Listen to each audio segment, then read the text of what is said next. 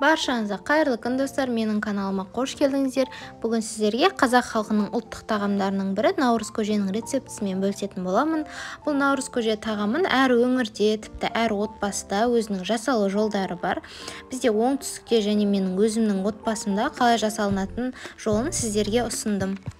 Жылына бір рет жасалынатын бұл тағамды міндетті түрде сіздер де осы жылы жасап көріңіздер.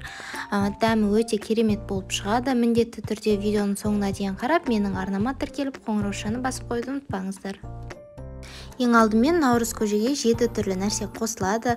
Біз өз отбасымызда бидай, жүгері, кеспе, күріш, айран және де етті қосамыз, және де міндетті түрде бізде оңтүстікте маш қосылады. Маш қосып жасасаңыздар өте әдемі болып шығады.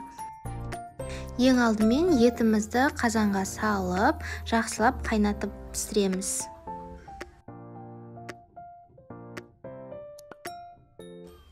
Қайнағаннан кейін барып, міндетті түрде көбігін алып отырыңыздар, себебі қайта-қайта көбігі шығып кетеді.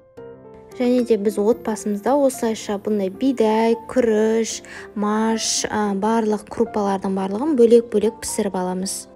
Ет жақсылап пісіп шыққаннан кейін сүзіп алып, осылайша кәдімгі етін майдалап турап, қазысын бетіне қоюға ірі етіп турап алдым. Егер олай қаламасаңыздар, қазында майда етіп турап тастасаңыздар болады. Және де құртқа еттің осылай ыстық сорпасын құйып, кішкене қалдырып, кейін барып езіп, көжемен ұсынсаңыздар, дәмі өте керемет болады. Етті сүзіп алған сорпамызға барлық пісіріп алған заттарымызды жайымен, кезегімен салып шығамыз. Және де ең соңында кеспені салып 5-7 минут қайнатып пісіріп аламыз.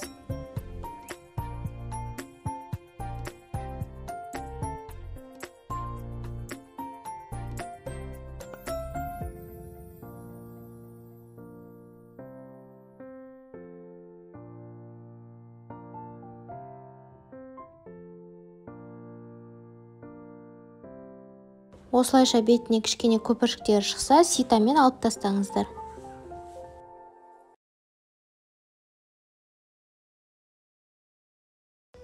Қазанның астын өшіріп, салқын айранымызды үстінен салып, жақсылап араластырамыз.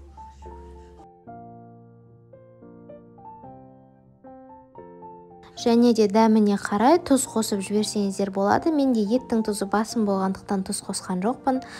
Бұл өте дәмді көже болады. Міндетті түрде отбасыларыңызға жасап беріңіздер. Сіздермен болған арайлым.